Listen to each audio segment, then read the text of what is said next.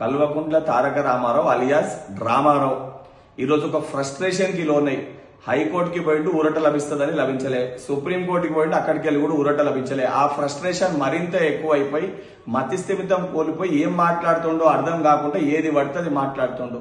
అసలు నిజంగా నీకు తెలంగాణ రాష్ట్రం పట్ల గానీ హైదరాబాద్ పట్ల అభివృద్ధి పట్ల నీకు చిత్తశుద్ధే ఉండింటే ప్రొసీజర్ ప్రకారంగా చేయాల్సిన స్కీమ్ ని ప్రొసీజర్ ప్రకారంగా కాకుండా లోపాయిక ఒప్పందాలు చేసుకున్నామనే ఒక ఆరోపణలు నీపైన వచ్చినప్పుడు దానిపైన స్పష్టత ఇవ్వాల్సిన ఒక బాధ్యత గల పదవిలోనే నీపైన ఉంటుంది. అవన్నీ పక్కన పెట్టి ఈరోజు కుటుంబాల గురించి మాట్లాడుతున్నావు.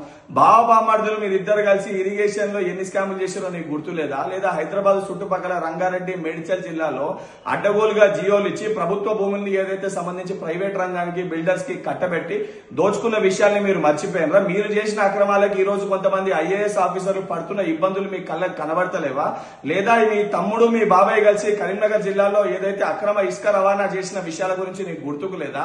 లేకపోతే మీ యొక్క చెల్లె ఈ రోజు లిక్కర్ స్కామ్ లో ఇరుక్కొని ఏదో కటకటాల్లోకి వెళ్ళొచ్చిన విషయాలు నువ్వు మర్చిపోయినవా? లేదా మీ తండ్రి కాదు అదాని తోటి ఛత్తీస్గఢ్ ఎలక్ట్రిసిటీ ఏదైతే ఒప్పందాలు అక్రమ ఒప్పందాలు చేసుకుని ఈ రోజు దానిపైన ఎంక్వైరీ నడుస్తున్న విషయాల గురించి నువ్వు మర్చిపోయినవా?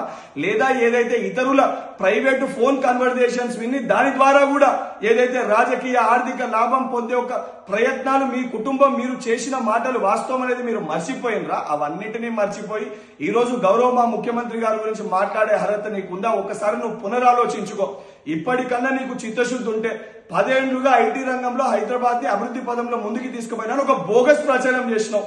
ఆ ప్రచారం అంతా ఈ రోజు తిప్పి కొడుతూ ఒక్కొక్కటిగా నువ్వు చేసిన అవినీతి చిట్టాలు ఏ స్కీమ్ తీసుకొచ్చినా ఒక స్కామ్ ద్వారా ఆలోచించి స్కీమ్ తీసుకొచ్చిన అనే విషయాలు ఈ రోజు బయటికి వస్తుంటే ఏది పడితే అది మాట్లాడుతున్నావు. ఇప్పటికన్నా నీ డ్రామాలు ఆపి ఏసీబీ విచారణలో నువ్వు మొత్తం కూడా సహకరించి నిన్ను నువ్వు ప్రూవ్ చేసుకొని తర్వాత బయటకు వచ్చి మాట్లాడు తప్ప ఇటువంటి డ్రామాలు ఇటువంటి నాటకాలు ఆడితే తెలంగాణ సమాజం నిన్ను గాని నీ కుటుంబాన్ని గాని నమ్మే పరిస్థితి లేదని మరొకసారి గుర్తు చేస్తున్నా.